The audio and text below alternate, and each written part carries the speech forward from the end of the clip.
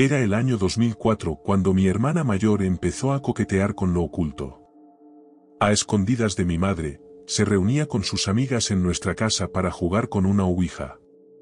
Mi madre, que ya había tenido malas experiencias con ese tipo de cosas, advertía que esos juegos no traían nada bueno, pero mi hermana no le prestaba atención. Para abril de 2005, comenzaron a suceder cosas extrañas en la casa. En la sala, amanecían platos y tazas hechos pedazos sin explicación. Los objetos desaparecían solo para reaparecer en los lugares más insólitos, como si alguien, o algo, estuviera jugando con nosotros. A veces, se escuchaban golpecitos en las paredes, suaves al principio, pero cada vez más insistentes, como si algo estuviera llamando desde dentro. Las puertas, en plena madrugada, se abrían y cerraban por su cuenta, como si alguien invisible transitara por la casa cuando todos dormíamos. Para octubre de 2005, la actividad paranormal se desató con una intensidad aterradora. Voces fantasmales nos llamaban por nuestros nombres desde rincones oscuros. La música de la radio o de la televisión sonaba sola, siempre en los momentos más inesperados, y comenzamos a ver objetos que, ante nuestros propios ojos, se movían sin que nadie los tocara. Peor aún, empezamos a notar sombras deslizándose por los pasillos, siluetas oscuras que se escabullían entre los cuartos. No solo las veíamos, sino que las sentíamos. Algunas noches, una presión fría nos tocaba, como si manos invisibles intentaran agarrarnos mientras dormíamos. Un episodio en particular se quedó grabado en mi mente. Mi hermano, una noche, juró que al entrar al baño, una mano invisible lo abofeteó con fuerza. No había nadie allí, pero el rojo en su rostro lo decía todo. En otra ocasión, vio claramente una figura flotante que, lentamente, se le acercaba, sus pies no tocaban el suelo, y sus ojos eran abismos vacíos que lo miraban directamente. Noviembre de 2005 fue el mes en que el horror me alcanzó personalmente. Para entonces, mis hermanos y yo estábamos demasiado aterrados como para dormir en nuestras propias camas.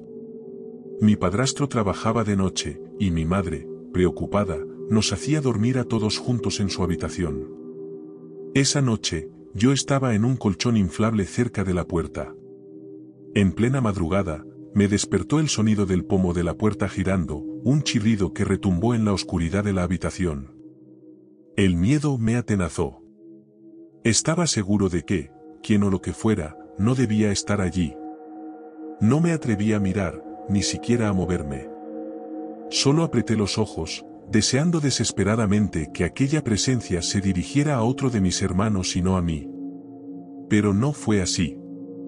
Sentí como aquello se acercaba, cada paso lento, deliberado. El colchón inflable crujió bajo su peso cuando se arrodilló junto a mí, y entonces, el sonido de algo, como huesos rompiéndose, resonó junto a mi oído. Mi corazón golpeaba en mi pecho, y el terror me paralizó cuando sentí una mano fría posarse sobre mi cabeza. Unas uñas largas y afiladas comenzaron a arañarme el cuero cabelludo, como si disfrutara torturándome en silencio. El tiempo pareció detenerse. Después de lo que me pareció una eternidad, escuché un susurro áspero, cargado de odio: «Aléjate de mí». Grité. Grité con todas mis fuerzas hasta que mi madre despertó sobresaltada. Esa noche, me negué rotundamente a dormir solo. 2 días después, mi madre descubrió la ouija escondida en el cuarto de mi hermana. Sin dudarlo, la destruyó. Y aunque la actividad paranormal disminuyó notablemente, algo quedó. Los ruidos, los golpes, las sombras, todo eso no desapareció del todo, solo se hizo más sutil, como si nos vigilara a la distancia. A menudo me pregunto si esa cosa que me susurró aquella noche iba realmente tras mi hermana. Después de todo, fue ella quien abrió la puerta. Lo que sé con certeza es que, desde entonces, mi hermana ha vivido en varias casas, y en cada una de ellas, sigue siendo perseguida por esos mismos fenómenos. Como si algo la hubiera marcado, para siempre.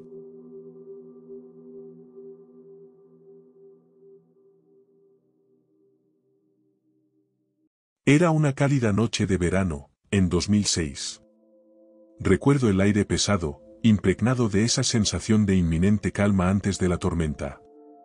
Mi mejor amigo en ese entonces, Jaime, se quedaba a dormir en mi casa. Ya no somos amigos, pero en aquellos días éramos inseparables. Hacíamos de todo juntos, y la fascinación por lo paranormal nos unía de manera especial. Después de un rato de nadar en la piscina, estábamos en la computadora, explorando historias de fantasmas y espíritus. Mientras el sonido del agua todavía goteaba de nuestros trajes de baño, mi mamá nos llamó para cenar.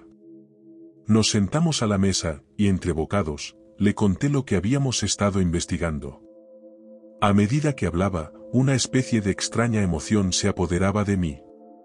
No sabía que esa noche cambiaría algo dentro de nosotros. Mi madre, con una sonrisa enigmática, comenzó a compartir historias de su juventud, cuando, a los 14 o 15 años, jugaba a la ouija con su madre y su tía. Solo lo habían hecho unas 5 veces, dijo, como si no quisiera ahondar demasiado en los detalles. Fue suficiente para encender nuestra curiosidad. Jaime y yo prácticamente le rogamos que nos dejara probarlo. Tras un buen rato de insistir, mi madre cedió. Colocamos la tabla improvisada en la mesa de centro. Las letras del abecedario estaban recortadas en círculo, con sí y no como las únicas certezas posibles. Un vaso sería nuestro puntero, ese puente inquietante entre lo que conocíamos y lo desconocido. El ambiente en la sala cambió. Era como si el aire se hubiese vuelto más espeso, más frío. Jaime, mi madre y yo colocamos nuestros dedos índices sobre el vaso, apenas tocándolo. Antes de empezar, mi mamá nos advirtió, para que funcionara, debíamos creer de verdad. No se trata de un juego, dijo con una seriedad que no le había visto antes. Debíamos ser respetuosos, tratar a los espíritus como si pudieran oírnos, como si estuvieran justo frente a nosotros. Mi madre, con la confianza de la experiencia, empezó con las preguntas. ¿Hay algún espíritu presente? Los segundos pasaron como siglos, y entonces, el vaso se movió, lentamente pero con firmeza, hacia el sí.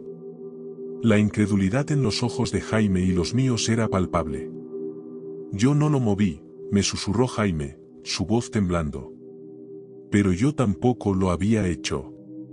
No recuerdo exactamente las primeras palabras que se deletrearon, solo que parecían incoherentes, desordenadas. Mi mamá, notando nuestra confusión, preguntó si podíamos hablar con alguien que hablara español. Nuevamente, el vaso se deslizó hasta el sí. La atmósfera comenzó a volverse más densa, como si algo, o alguien, estuviera ahora realmente con nosotros. Jaime y yo decidimos preguntar por un amigo cercano que había fallecido 2 años atrás, Daniel. ¿Podría ser posible? Daniel, ¿eres tú? Preguntamos con el corazón en la garganta. Y el vaso respondió, moviéndose de nuevo hacia el sí. La incredulidad y el miedo nos inundaron. Comenzamos a hacer preguntas que solo él podría responder. Preguntas sobre nuestra infancia, secretos que nadie más conocía. Cuando le preguntamos con quién quería hablar, el vaso se movió directamente hacia mí, casi volcando en el proceso. Un escalofrío recorrió mi espalda. Mi madre, intentando mantener la compostura, le preguntó si estaba seguro, si estaba en paz, en el cielo, con los ángeles. El vaso, una vez más, respondió con un sí. Para ese momento, Jaime y yo estábamos llorando. No era tristeza lo que sentíamos, era un alivio abrumador, mezclado con el miedo más profundo. El tipo de miedo que te paraliza, que te hace cuestionar todo lo que crees saber. Mi madre también quiso aprovechar la oportunidad para hablar con su propia madre, mi abuela, fallecida hacía 4 años. Con respeto, le pregunté a Daniel si estaba bien que habláramos con ella. El vaso, fiel a su costumbre, dijo que sí. La tensión en el aire era tan palpable que parecía que algo invisible nos observaba desde las sombras. Mi madre preguntó, «Mamá, ¿estás aquí?» El vaso se movió. «¿Con quién quieres hablar?», pregunté. «Y, como un susurro del más allá, el vaso deletreó Chiquis, el apodo cariñoso que mi abuela siempre usaba para mi madre. La emoción en el rostro de mi madre se tornó en algo inexplicable. Era como si, por un momento, la conexión entre los vivos y los muertos se hubiera hecho tangible. Mi abuela nos dijo que nos amaba, que nos extrañaba, pero que estaba bien. Todo estaba bien, hasta que no lo estuvo. De repente, el vaso dejó de moverse. El silencio se hizo insoportable. Pasaron minutos, interminables, antes de que mi madre intentara romper la tensión, preguntando si alguien seguía ahí. Ninguna respuesta. Pero entonces, el vaso comenzó a girar en círculos, rápidamente, sin detenerse. Jaime y yo sentimos un terror indescriptible. Era como si el control hubiera desaparecido, como si algo se hubiera apoderado de la situación. Mi madre, visiblemente alterada, decidió terminar la sesión. Dijo adiós, y todos retiramos nuestros dedos del vaso, con una mezcla de alivio y temor. Guardamos la tabla y el vaso en silencio, pero el miedo permaneció en la habitación como una sombra persistente. Nunca habíamos estado tan cerca de lo inexplicable, y lo sabíamos. Desde entonces, tras investigar más sobre la Ouija, he aprendido que lo que contactamos esa noche tal vez no eran ni Daniel ni mi abuela. Pero, si era algo maligno. ¿Por qué respondió que estaban en paz, en el cielo con los ángeles?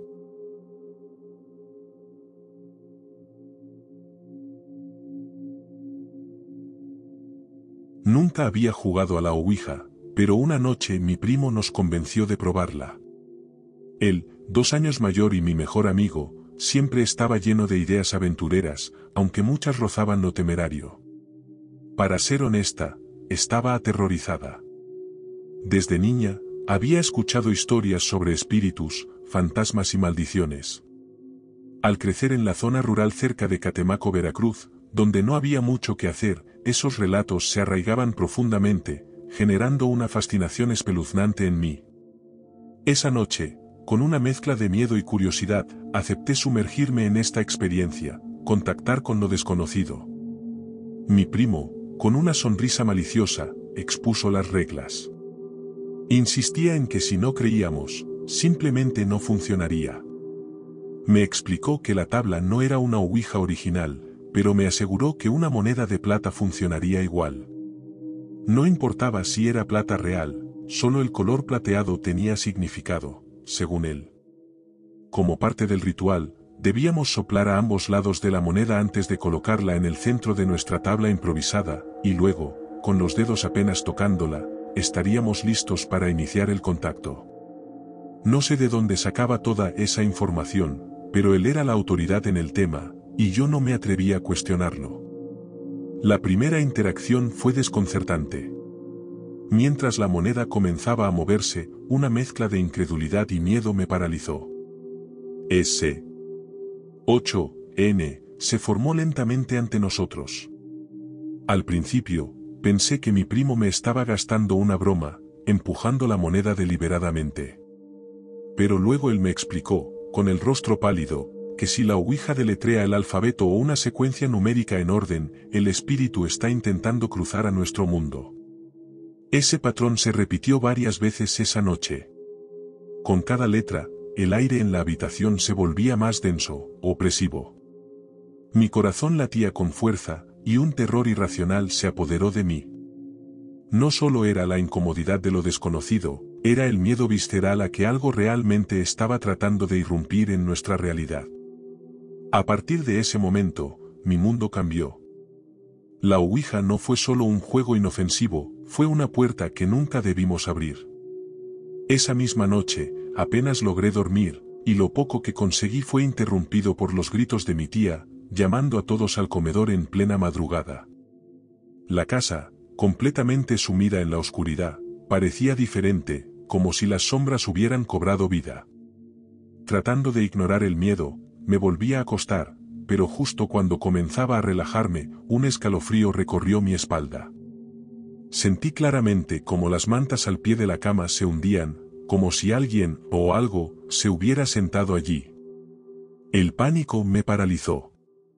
Desperté a todos, rogando que alguien más hubiera visto o sentido lo mismo, pero nadie me creyó. Me dijeron que estaba imaginando cosas. Sin embargo, insistí en que mi otro primo durmiera en la misma cama que mi hermanito y yo. No quería estar sola. Entonces, ocurrió de nuevo. El colchón se hundió a mis pies, y supe que algo estaba ahí, observándonos. Aterricé la mirada en el techo, incapaz de moverme, mientras el aire se volvía pesado y frío. No me atreví a mirar. Simplemente me cubrí la cabeza con las sábanas y recé para que amaneciera. Al día siguiente, con el sol finalmente iluminando la casa, le pregunté a mi hermanito si había sentido algo la noche anterior. Su respuesta fue como una puñalada. Sí, sentí que alguien se sentaba en la cama. Lo dijo con una simpleza escalofriante, sin comprender el horror que esas palabras desataron en mí. Este es solo un fragmento de mi primera y última experiencia con la Ouija. Desde esa noche, las sombras nunca volvieron a ser solo sombras.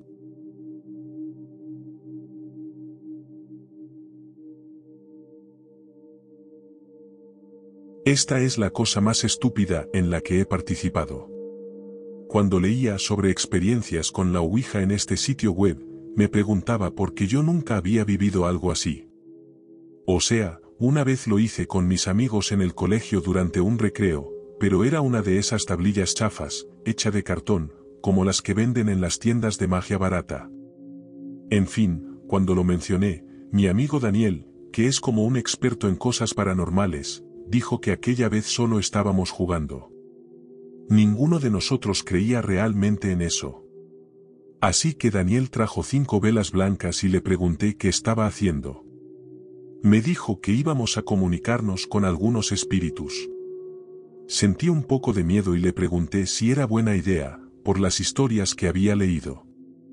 Dijo que no había problema mientras las velas estuvieran encendidas, que el espíritu quedaría atrapado en el círculo. Era como una barrera. No tengo idea de dónde sacó esa información. Llamó a nuestros otros 3 amigos que estaban jugando Street Fighter 4 abajo para que subieran y se unieran a nosotros. Daniel, el experto en lo paranormal, dispuso las velas en forma de estrella. Las encendió y nos dijo que nos sentáramos fuera del círculo, pero entre las velas, y colocó la Ouija en el centro. Uno de mis amigos, Kira, se reía. Nos sentamos y empezamos a hacer preguntas. Mi amigo, el que se reía antes, soltó una carcajada y preguntó, ¿tu ectoplasma es tu semen? Todos nos empezamos a reír a carcajadas. Entonces, Daniel nos dijo que teníamos que ponernos serios, pero algunos todavía nos reíamos. De repente, el puntero se movió al 3 y Daniel dijo, no lo muevan. Todos nos quedamos en shock, ya que le dijimos que ninguno de nosotros lo había movido. Todos soltamos el puntero, y este se movió un poco a la izquierda, no mucho, pero lo suficiente para que los 5 nos diéramos cuenta de que se movía solo. Mi amigo Gregorio, que empezó a asustarse, se levantó de golpe y señaló el tablero. ¿Qué demonios ha sido eso? Todos nos levantamos y nos miramos unos a otros. Daniel, por otro lado, puso su mano sobre el puntero y nos gritó que hiciéramos lo mismo. Los 3 lo hicimos, pero Cristóbal estaba como, ni hablar, amigo. Esto da miedo de verdad. Me voy. No me van a poseer. Daniel le gritó que lo hiciera. Así que se sentó y puso una mano sobre el puntero, frustrado. Daniel, que era el único que se lo tomaba en serio, preguntó, ¿qué significa 3? Kira, el que hizo la pregunta inapropiada, empezó a reírse de nuevo, pero esta vez Daniel le dijo que se contuviera. El puntero se movió de nuevo al 2, y Daniel nos miró y ahora todos estábamos asustados. Yo pensaba que esto era real. Le dije a Daniel que parara porque me acordaba de las historias que leí. Él accedió, pero en cuanto soltamos el puntero, este se dirigió directamente al 1. Daniel se levantó rápidamente y salió corriendo. Todos nos apartamos del tablero, y él volvió corriendo con una campana y un poco de incienso. Se acercó a una de las velas para encender el incienso, pero ésta se apagó sola. Daniel, que obviamente estaba asustado, ya estaba entrando en pánico, sin saber qué demonios hacer. Rápidamente fue a las otras 4 que quedaban y se apagaron solas. Los 4 estábamos allí de pie, muertos de miedo. Encendió el incienso con el mechero y empezó a tocar la campana. Entonces Ricardo gritó como un condenado y se apartó asustado, haciendo que los 3 nos cayéramos al suelo. Todos decíamos, ¿qué demonios ha sido eso? Se apartó rápidamente de la puerta, lo más lejos que pudo, y dijo que había una especie de hombre con la cara medio desfigurada en la puerta. A todos se nos heló la sangre y empezamos a alejarnos de la puerta, pero sin mirarla. Cristóbal, de repente, empezó a vomitar. Corrí rápidamente hacia Daniel y lo agarré del brazo para decirle que hiciera algo. Todos teníamos dificultades para respirar y nos sentíamos tan débiles que estábamos a punto de llorar. Ya sabes, como cuando estás muy cansado, suspiras y gimes y parece que vas a llorar. Entonces Daniel encendió las 5 velas, tiró el incienso sobre el tablero y le prendió fuego. Al cabo de unos segundos, todo volvió a la normalidad. Todavía nos sentíamos un poco débiles, pero nuestras fuerzas se estaban recuperando. Ricardo seguía conmocionado por lo que había visto. Kira estaba allí de pie, con la mirada perdida por la impresión. Cristóbal estaba tumbado en la cama. Daniel y yo estábamos limpiando. Habían pasado 4 días desde aquel suceso. Todas las mañanas me despertaba con dolor de cabeza hasta que volvía a acostarme. Después de un rato se me pasaba.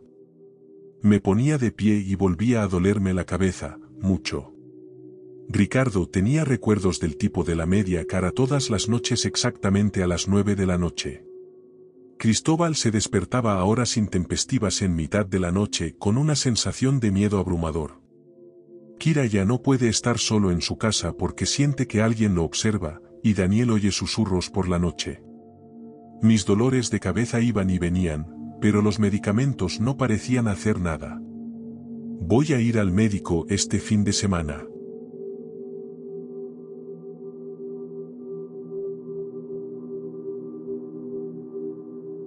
Mi historia comienza hace unos 2 o 3 meses, cuando un amigo y yo decidimos probar a usar una ouija en nuestro colegio a las afueras de Brisbane, Australia.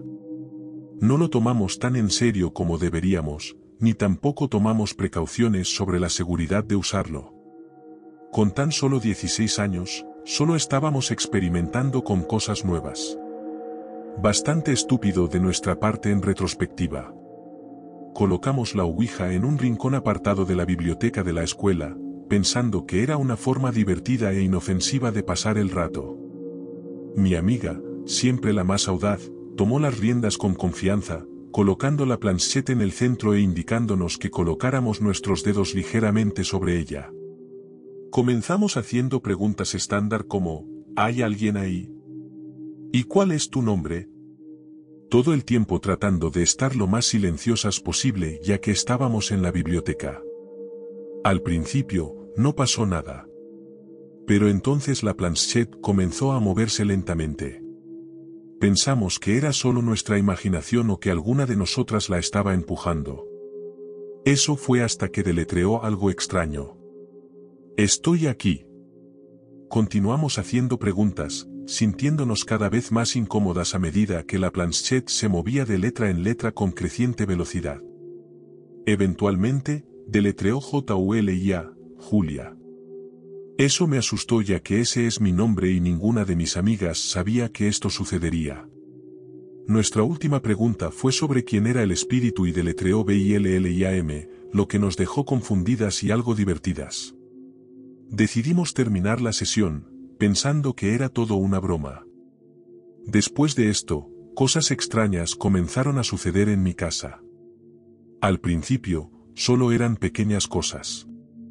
Por cierto, vivo con mi mamá en una casa grande. Ella vive arriba y yo abajo. Rara vez está en casa, así que estoy principalmente sola. Así que aquí va la historia. Inicialmente, los sucesos extraños solo ocurrían cuando yo estaba en casa, por lo que mi madre nunca me creyó. Comenzó con rasguños en las paredes y sonidos de cosas subiendo y bajando las escaleras. Decidí hacer una bendición en la casa. Funcionó durante unas semanas, pero luego regresó y empeoró. Llegó al punto en que, cuando estaba abajo, podía oír cosas moviéndose arriba. Las puertas se abrían y cerraban, los grifos se abrían y cerraban, y algo susurraba mi nombre, Julia, cada vez que me acercaba al armario de mi madre. Mis perros ladraban a una pared específica en la cocina. Los objetos se movían justo frente a mis ojos, y siempre veía esta sombra caminando arriba. Podía sentir algo tocando mis piernas y hombros, y tenía una sensación extraña cada vez que subía las escaleras. Todos mis amigos que me visitaban experimentaban algo fuera de lo común. Era especialmente notable con los novios o chicos que me gustaban. El espíritu se ponía extremadamente celoso. Podías sentir su ira cuando había un hombre cerca.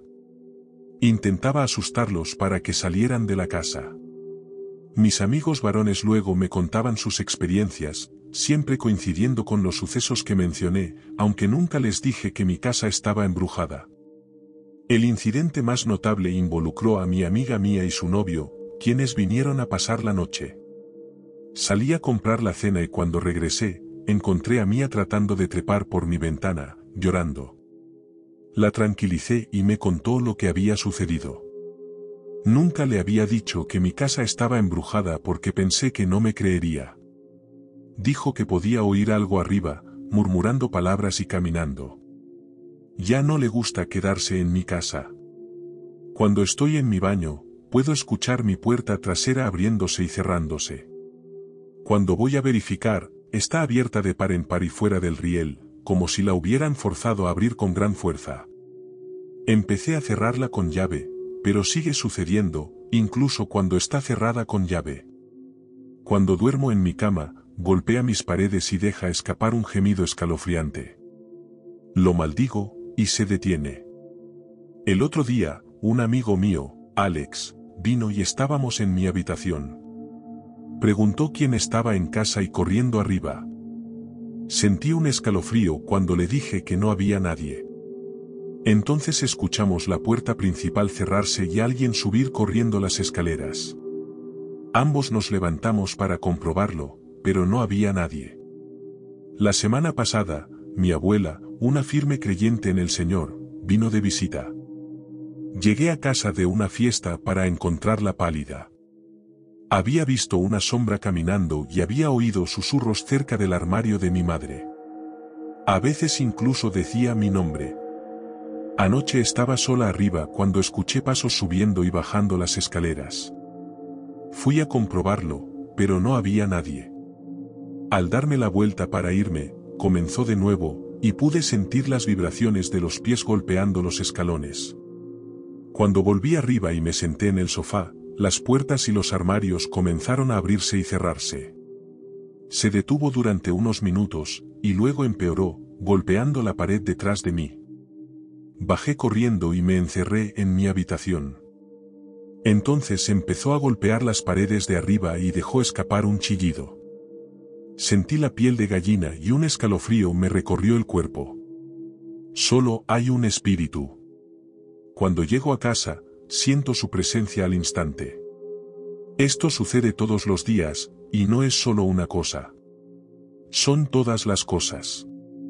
Puertas abriéndose y cerrándose, corriendo arriba y abajo de las escaleras, etc. ¿Alguien tiene alguna idea de lo que quiere y por cuánto tiempo va a hacer esto? Gracias por escuchar, y agradecería cualquier comentario sobre lo que debo hacer.